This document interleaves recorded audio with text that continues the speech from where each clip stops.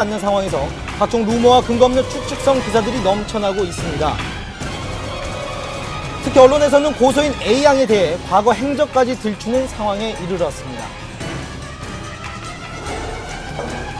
지금 자꾸 쟁점이 아닌 부분은 논란이 되고 있어서 저희가 그 하나하나에 다 반박하다 보면 사실 이 본 사건이 흐려질 수가 있는 가능성이 있기 때문에 수사가 끝날 때까지 좀 지켜봐 주셨으면 감사하겠습니다. 상황이 이런 가운데 인터넷상에는 박시우닷컴, 박시우에게 진실을 요구합니다라는 사이트가 개설돼 대중들의 과도한 관심을 받고 있습니다.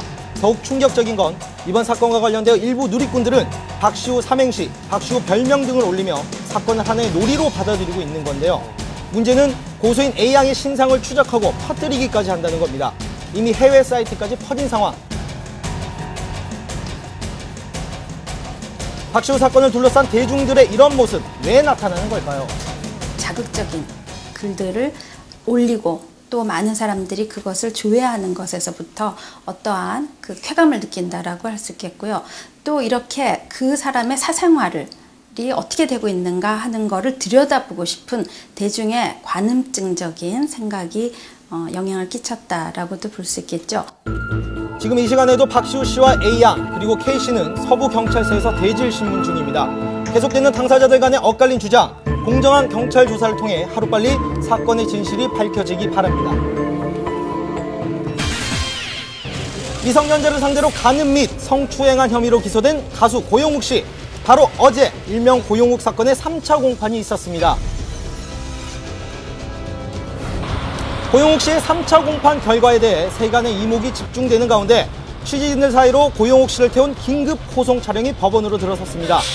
지난 공판과는 달리 이번 3차 공판에서는 피해자 출석 및 증언, 그리고 전자발찌 부착에 대한 검찰의 요청으로 더욱 관심이 모아졌는데요. 하지만 미성년자의 신변 노출을 염려해 재판은 3시간가량 비공개로 진행됐습니다.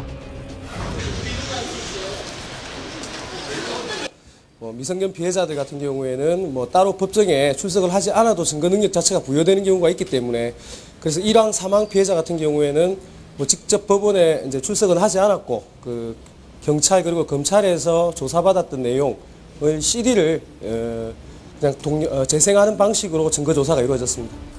재판부는 2010년 당시 만 13세였던 B양과 작년에 발생한 성추행 사건의 피해자 D양의 진술 녹화 내용을 공개했습니다.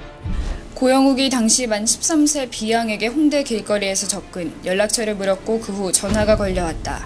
너는 너무 어리고 나는 공인이니 조용한 곳으로 가자. 자신의 차와 오피스텔로 데려간 뒤 한 손으로 팔을 잡고 한 손으로 옷을 벗겼다. 하지마 저항했지만 어쩔 수 없었다. 이후에도 위력에 의해 2차례 성관계를 맺었다고 B양은 진술했다.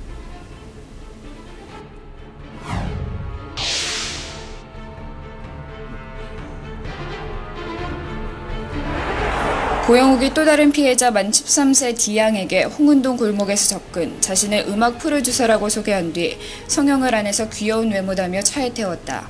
차 안에서 고영욱은 B양의 허벅지를 만지고 가슴을 만졌다. 심지어 입맞춤까지 했다고 D양은 진술했다. 법정에서 나온 고용욱 씨 측 변호인의 입장은 어떠할까요? 구체적으로 말씀을 드리기는 어렵고요. 고소가 이미 두 건에 대해서는 취하가 됐다라는 점만 말씀드릴 수 있습니다. 일명 고용욱 사건이 세상에 알려지게 된 건 당시 만 18세였던 연예인 지망생 A양이 고용욱 씨를 성폭행 혐의로 고소를 하면서 시작됐습니다. 그리고 이 사건 이후 피해 여성 B양과 C양이 추가로 등장해 해당 내용은 검찰에 송치되어 수사가 진행됐는데요. 그러던 중 작년 12월 고용욱 씨의 차량에서 또 한 차례 성추행 사건이 불거지며 결국 검찰은 4건의 사건을 모두 병합 수사하는 데 이르렀습니다. 하지만 첫 고소녀 A양의 사건은 지난 1월 불기소 처분됐고 남은 3명의 고소녀 중 2명 역시 이미 작년에 고소를 취하한 상태. 하지만 이와는 무관하게 검찰은 나머지 피해자들까지 병합 수사를 하면서 진실 여부를 가리고 있는 이유는 과연 무엇일까요?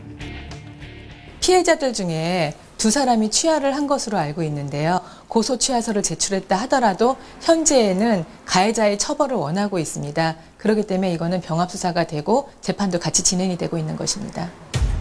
그렇다면 검찰이 요청한 전자발찌 부착 여부는 어떻게 되는 것일까? 검찰은 그 고영 씨에게 그 전자발찌 그 부착 명령을 요구한 상태인데요. 그 이후로는 그 고영 씨가 조사 과정에서 반성